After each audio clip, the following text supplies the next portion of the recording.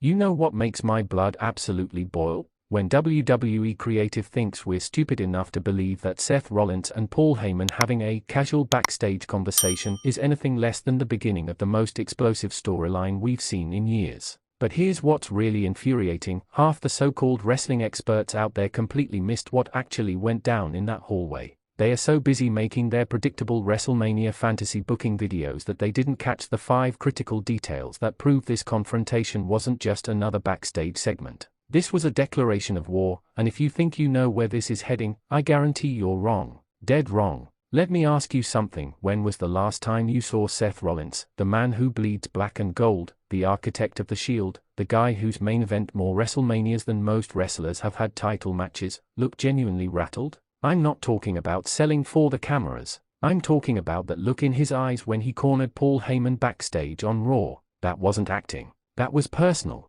But before we dissect every single frame of this confrontation, let me paint you the full picture of why this moment matters so much more than what you saw on your screen. The setup everyone ignored. 3 weeks ago, Seth Rollins made a comment during a backstage interview that everyone brushed off as typical Rollins bravado. He said, and I quote, "There are snakes in this locker room, and they all report back to the same master." At the time, we all assumed he was talking about LA Knight or maybe Drew McIntyre. We were looking in completely the wrong direction. Seth wasn't talking about wrestlers. He was talking about the one man who's manipulated more WWE careers than Triple H has shovel memes, Paul Heyman. Now, you might be thinking, wait, Paul Heyman is with Roman Reigns and the Bloodline. What does Seth have to do with any of that? And that's exactly what WWE wanted you to think. That's exactly why this confrontation hit different. Because what happened backstage on Raw wasn't about the Bloodline at all. It was about something far more personal, something that goes back further than most fans realize, and something that could reshape the entire landscape of WWE heading into WrestleMania season. Here's a question for you: do you think Paul Heyman is still loyal to Roman Reigns, or is he playing everyone like he always does? Drop your answer in the comments. The confrontation, frame by frame. Let's talk about what actually happened, because the official WWE recap doesn't do it justice. Seth Rollins wasn't scheduled to be in that part of the building. According to multiple reports from backstage sources, Seth finished his segment nearly 20 minutes before this confrontation took place. He had absolutely no reason to be in the hallway near the executive offices, but there he was, waiting, pacing. And when Paul Heyman turned that corner with his phone pressed against his ear, the look on Heyman's face told you everything you need to know. He wasn't expecting to see Seth Rollins there. The first thing Seth did, he didn't yell. He didn't shove. He didn't do any of the typical wrestling confrontation theatrics. He simply stepped in front of Heyman, blocked his path, and said 6 words that sent chills down my spine. "We need to talk about Cody." Stop. Rewind. Let that sink in. We need to talk about Cody. Not "we need to talk about Roman." Not "we need to talk about the Bloodline." Cody Rhodes. And the way Heyman's expression changed in that split second, from his usual smug confidence to something that looked almost like panic, that's when you knew this wasn't scripted drama. This was the collision of real backstage politics and on-screen storytelling in a way we haven't seen since the summer of Punk. Paul Heyman, ever the professional manipulator, tried to play it cool. He lowered his phone, put on that trademark smile, and attempted to deflect with humor. "Seth, my client and I have no current business with," but Seth cut him off. And this is where it gets really interesting. Seth cut him off and said something that the cameras barely picked up, but if you go back and watch with headphones, you can hear it clear as day. "You've been in his ear for weeks. I know what you're doing." The Heyman factor, master manipulator or desperate manager? Paul Heyman has been in this business for over 3 decades. He's managed everyone from Brock Lesnar to Centimeter Punk to Roman Reigns. The man knows how to play the game better than anyone who's ever held a microphone.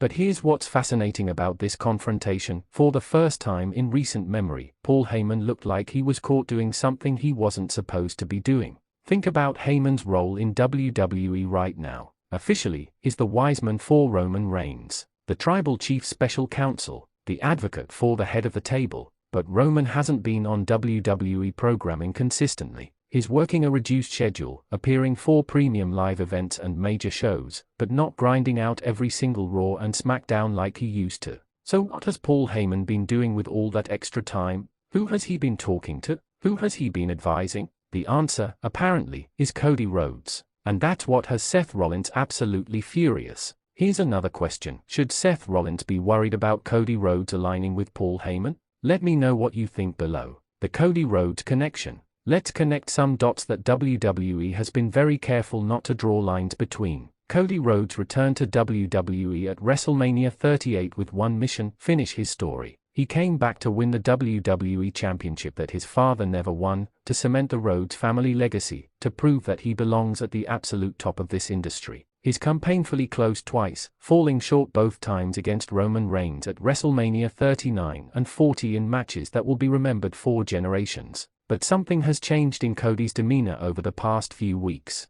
He's been more aggressive, more calculated, more strategic. Almost like someone with decades of experience in manipulation and mind games has been giving him advice. Someone like Paul Heyman. Now, publicly, there's been no acknowledgement of any relationship between Cody and Heyman. They haven't cut promos together. They haven't been seen talking backstage in segments. But that's exactly the point. The best manipulation happens in the shadows, and Paul Heyman is the master of shadow operations. Seth Rollins knows this. Seth Rollins has experienced this firsthand. Remember, Seth was in the Shield with Roman Reigns. He watched Roman's transformation from silent powerhouse to the tribal chief, and he watched Paul Heyman orchestrate much of that transformation. Seth knows exactly what Heyman is capable of, and more importantly, he knows what happens to people who trust Paul Heyman. They either rise to unprecedented heights or they get burned spectacularly. There's no middle ground. The personal history between Seth and Heyman. But here's the layer that makes this confrontation even more complex. Seth Rollins and Paul Heyman have history. History that most fans don't remember or never knew about in the first place.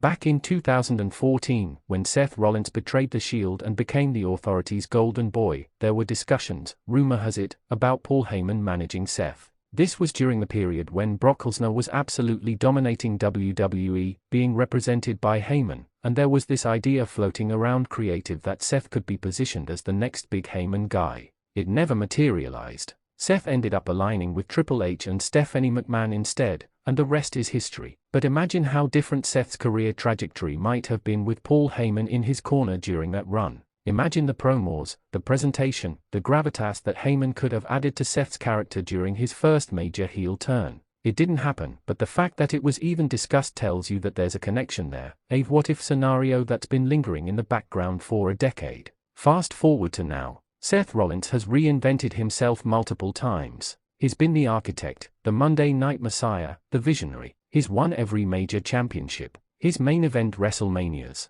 He's arguably the most consistent top-level performer WWE has had over the past 10 years. And yet, there's one thing he's never had: the Paul Heyman rub. The legitimacy that comes from being a Paul Heyman guy. And now, apparently, Heyman is giving that rub to Cody Rhodes. Seth's contemporary, Seth's rival, Seth's friend turned competitor. And that's what's eating at Seth from the inside out. Quick question for you: who do you think would benefit more from Paul Heyman's management, Seth Rollins or Cody Rhodes? Comment below. The confrontation continues. Back to the hallway on Raw. After Seth dropped that bombshell about Heyman being in Cody's ear, there was this moment, maybe 3 or 4 seconds of complete silence. You could see the gears turning in Heyman's head, trying to figure out his next move. Does he deny it completely? Does he admit to it but justify it? Does he try to turn it around on Seth? What he chose to do was absolutely brilliant and absolutely infuriating at the same time. Heyman smiled. Not his usual smirk, but a genuine smile that reached his eyes. And he said, "Seth, you of all people should understand that in this business, everyone needs an advocate. Everyone needs someone in their corner who understands the game at the highest level. If Cody Rhodes has sought my counsel, which I'm neither confirming nor denying, would that be such a terrible thing?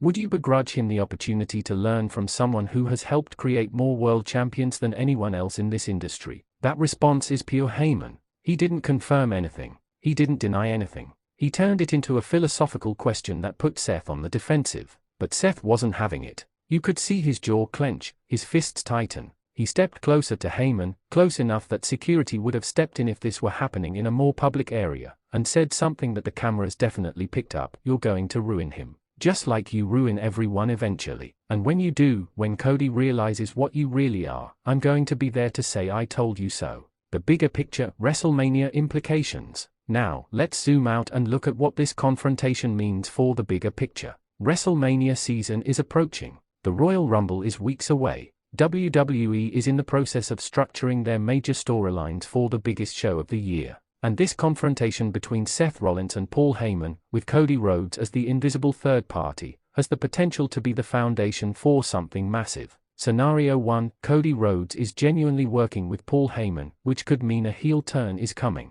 Imagine Cody Rhodes, the ultimate babyface, the guy the entire WWE universe has been rallying behind to finish his story, turning heel under Paul Heyman's guidance. It would be shocking, it would be controversial, and it would be absolutely brilliant storytelling if done correctly. Scenario 2: Paul Heyman is manipulating both Seth and Cody for Roman Reigns' benefit. Roman is the tribal chief, but he's not around as much. Maybe Heyman is orchestrating a situation where Seth and Cody destroy each other, clearing the path for Roman to return and reclaim his spot at the top of the mountain without any real competition. Scenario 3, and this is the one I think is most likely: Paul Heyman is playing his own game, separate from Roman, separate from anyone else. Heyman has always been about Heyman. Yes, he's loyal to his clients when it benefits him, but his ultimate loyalty is to himself and his legacy. Maybe Heyman sees the writing on the wall with Roman's reduced schedule and is positioning himself to be attached to the next big thing, which could be Cody Rhodes. And maybe Seth Rollins, who understands Heyman's playbook better than anyone, is trying to prevent his friend from making a deal with the devil. What do you think happens at the Royal Rumble? Does this storyline explode there, or does WWE hold off until WrestleMania?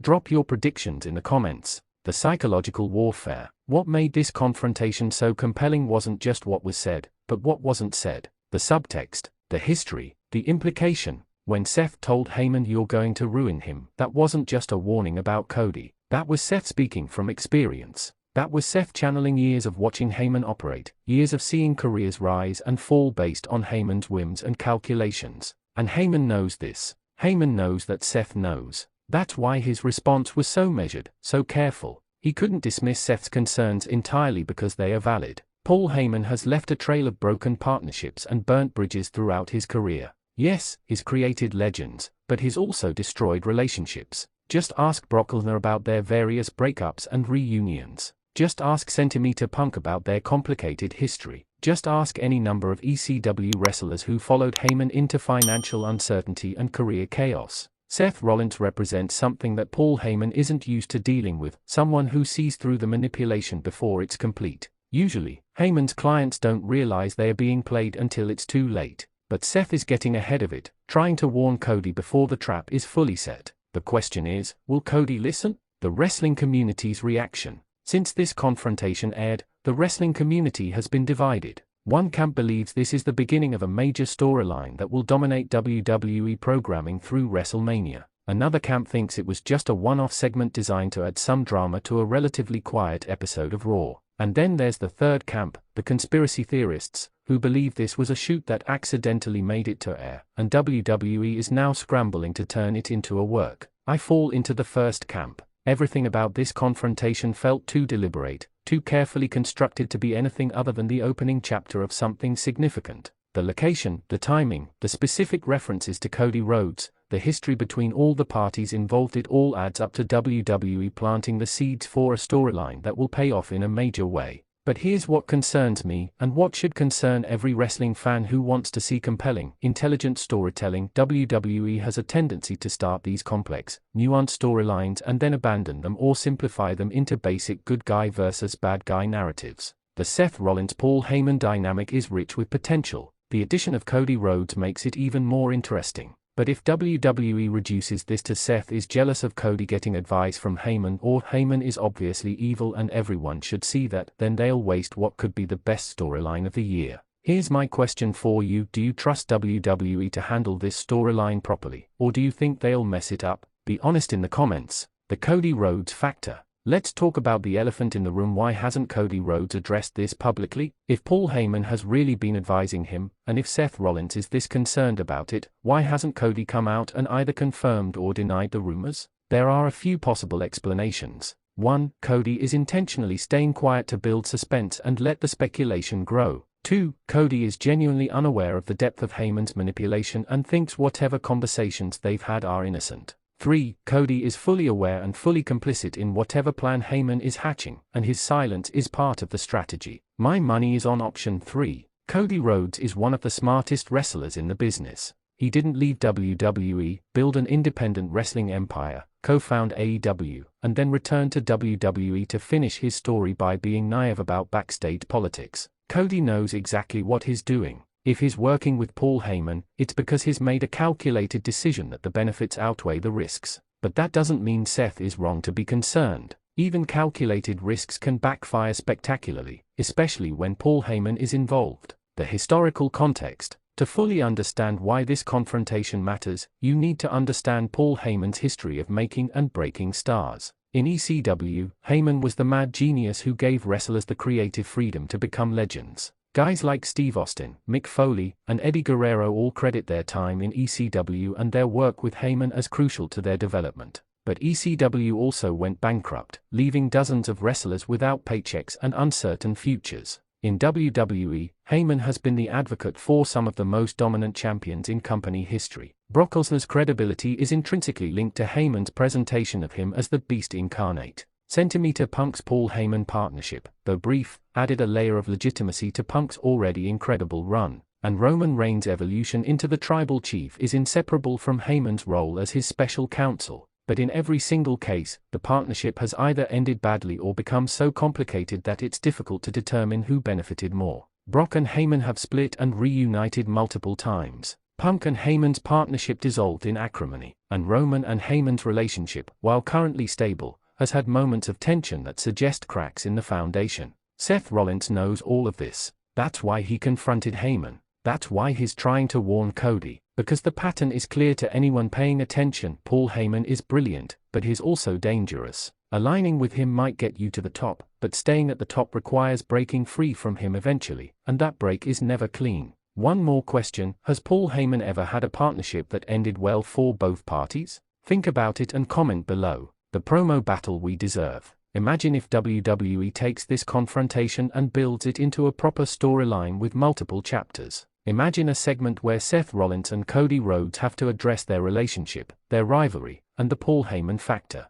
These are two of the best promo guys in the business, and adding Heyman to the mix creates a triad of verbal talent that could produce some of the best microphone work we've seen in years. Seth Rollins can cut a promo that makes you believe every word he's saying while simultaneously making you question his motivations. He's that good. Cody Rhodes has that classic wrestling charisma, that ability to connect with the audience emotionally while also delivering intelligent, articulate promos that don't insult anyone's intelligence. And Paul Heyman? The man is a walking masterclass in promo cutting. He can make you hate him, love him, respect him, and distrust him all within the same 5-minute speech. Put these three in a ring together, give them 15 uninterrupted minutes to work through this storyline verbally, and you'd have a segment that people would be talking about for years. The problem is, WWE rarely gives wrestlers that kind of time anymore. Everything is rushed, everything is chopped up into smaller segments to fit commercial breaks and keep the show moving quickly. But for something this important, for a storyline with this much potential, WWE needs to slow down and let these performers cook. The trust factor. At the core of this entire situation is one fundamental question: trust. Can Cody Rhodes trust Paul Heyman? Can Seth Rollins trust that his warning will be heard? Can Paul Heyman trust that Seth won't completely sabotage whatever plans he's making? Can the WWE Universe trust that this company will handle this storyline with the care and attention it deserves? Trust is complicated in professional wrestling because the line between reality and fiction is deliberately blurred. We're supposed to suspend our disbelief and get invested in the stories, but we're also supposed to be smart enough to know that it's all a performance. The confrontation between Seth Rollins and Paul Heyman exists in that perfect gray area where it feels real enough to be compelling but constructed enough to be good storytelling. Seth's warning to Heyman about ruining Cody felt real because it tapped into genuine wrestling history and genuine patterns of behavior. Heyman's response felt real because it was exactly what you'd expect from someone caught in a potentially compromising situation who's trying to maintain control of the narrative. And Cody's absence from the conversation felt real because sometimes the most important character in a scene is the one who isn't there. The WrestleMania dream scenario. Let me paint you a picture of how this could all play out if WWE is smart about it. Seth Rollins continues warning Cody Rhodes about Paul Heyman, but Cody dismisses the warnings. Cody believes he can control the situation, that he can use Heyman's expertise without falling into the same traps that caught others. This creates tension between Seth and Cody, two men who respect each other but who have fundamentally different perspectives on trusting Paul Heyman. Meanwhile, Roman Reigns remains on his reduced schedule, appearing only occasionally. This gives Heyman the freedom to operate somewhat independently, building his relationship with Cody while technically still being aligned with Roman. The Royal Rumble comes and goes, with both Seth and Cody having strong performances but neither winning. This keeps them both in the title picture without committing to a specific WrestleMania match just yet. As we get closer to WrestleMania, the truth comes out. Whatever Heyman has been planning becomes clear, and it's worse than Seth imagined but not quite what anyone expected. Maybe Heyman has been playing both Seth and Cody against each other to benefit Roman. Maybe he's been positioning Cody for a heel turn that will shock the wrestling world. Maybe he's orchestrating a triple threat scenario where all three men, Seth, Cody, and Roman, collide at WrestleMania for the championship, with Heyman standing outside the ring holding all the strings. That's the dream scenario. That's what this confrontation could build toward. Whether WWE has the patience and the creative vision to execute something that complex remains to be seen. Final question for you: what's your dream WrestleMania match involving Seth Rollins, Cody Rhodes, and Paul Heyman? Fantasy book it in the comments. The real stakes. But let's bring this back down to earth and talk about what's really at stake here, beyond championships and WrestleMania main events. What's at stake is the credibility of these characters and these performers. Seth Rollins has built a career on being the smart, calculating wrestler who thinks 3 moves ahead. If he's wrong about Paul Heyman and Cody, if his warnings turn out to be baseless paranoia, it damages his character's intelligence. If he's right but unable to stop whatever Heyman is planning, it makes him look weak and ineffectual. Cody Rhodes has built his entire WWE return around the concept of finishing his story. If that story gets hijacked by Paul Heyman's manipulation, if Cody becomes just another chapter in Heyman's book of clients rather than the author of his own destiny, it undermines everything he's worked toward. The stakes for Cody are his legacy, his family name, and his credibility as someone who returned to WWE on his own terms. And Paul Heyman? The stakes for him are his reputation as the greatest manager and advocate in wrestling history. If he successfully adds Cody Rhodes to his list of championship clients, it further cements his legacy. If this blows up in his face, if Seth's warnings prove prophetic and Heyman's machinations lead to disaster, it could be the first real black mark on his otherwise impeccable record of choosing and building stars. These are real stakes that matter to the performers and should matter to the fans. This isn't just another angle to fill TV time. This is character work at the highest level. The conclusion. So where does this leave us? We have Seth Rollins, concerned and confrontational, trying to protect someone who may not want protection. We have Paul Heyman, mysterious and manipulative as always, playing a game that only he fully understands. And we have Cody Rhodes, somewhere between these two forces, either blissfully unaware of the war being waged around him or fully complicit in something that will change WWE forever. The confrontation backstage on Raw was just the beginning. Seth's warning to Heyman wasn't the end of a conversation, it was the opening salvo in what could be a months-long storyline that culminates at the biggest show of the year. Every word exchanged, every look, every carefully chosen phrase was loaded with meaning and history and implication. This is the kind of storytelling that makes wrestling great. Not the high spots, not the spectacular moves, though those matter too, but the human drama. The relationships, the trust, the betrayal, the manipulation, the consequences of choices made in pursuit of glory. Seth Rollins confronting Paul Heyman about Cody Rhodes isn't just a segment, it's a statement that WWE is capable of doing complex, layered, intelligent storytelling when they commit to it. The question now is, will they commit to it? Will they see this through to its logical conclusion, or will they get distracted by the next shiny angle and leave this one unresolved? Only time will tell, but I'll be watching every single week, analyzing every interaction, looking for the clues that reveal where this is all heading. And you should be too, because if WWE pulls this off, we might be looking at one of the greatest storylines of this generation. If they don't, well, at least we'll have this moment, this confrontation in a backstage hallway, where Seth Rollins looked Paul Heyman in the eye and said what needed to be said. The ball is in WWE's court now. Let's see if they drop it or spike it for the win. What did you think of the confrontation? Did I miss anything important? Do you have a different interpretation of what happened? Drop your comments below, and let's discuss this because this is too important to ignore. And if you're not subscribed to Wrestling Zone 1 yet, hit that subscribe button because we're going to be following this storyline every step of the way until it reaches its conclusion, whatever that may be.